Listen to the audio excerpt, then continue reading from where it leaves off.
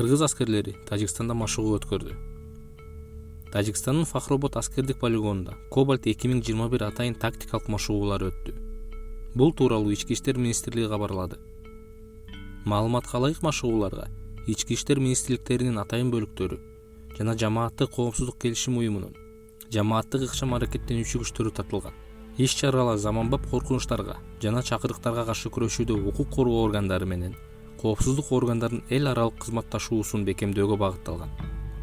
Армения, Беларусь, Кыргызстан, Казакстан, Россия жана Тажикстандын укук коргоо жана аскер кызматкерлери мыйзамсыз куралдуу топторду жок кылуу боюнча операцияларды пландоо жана өткөрүү боюнча иштешти деп билдирди министрлик.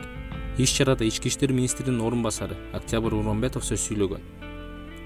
Анда министрдин орун басары Кобальт 2022 кезектеги тактикалык атайын машыгуулары Кыргыз Республикасында пландалып жатканын баса белгилеп, ар тараптуу колдоо жана жемиштүү кызматташууга ишенимин билдирген.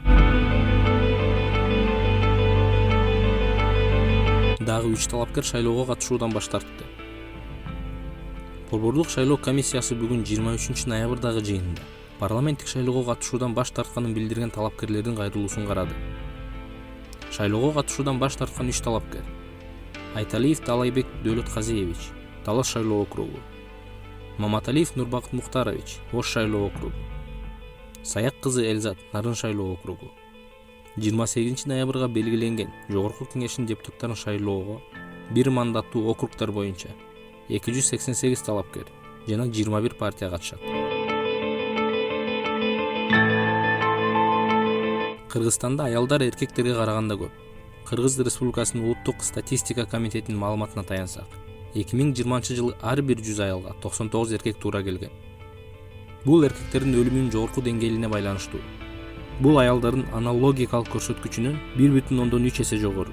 2020 жылы төрөлгөндөгү жашоонун күтүлгөн узактыгы аялдар үчүн 76 жыл жана эркектер үчүн 68 жылды түздү. Демек дагы эле төрөлгөндөгү жашоонун күтүлгөн узактыгынын гендердик айырмачылыгы 8 жылды түзөт. Аялдардын 90%га жакыны пенсияга чыгуу курагына чейин жашашы ыктымал. Эркектердин 70%дан ашыгы. Азыркы 60 жаштагы аялдар дагы 21 жыл, эркектер 15 жыл жашоо ыктымалдуулугуна ээ болушат.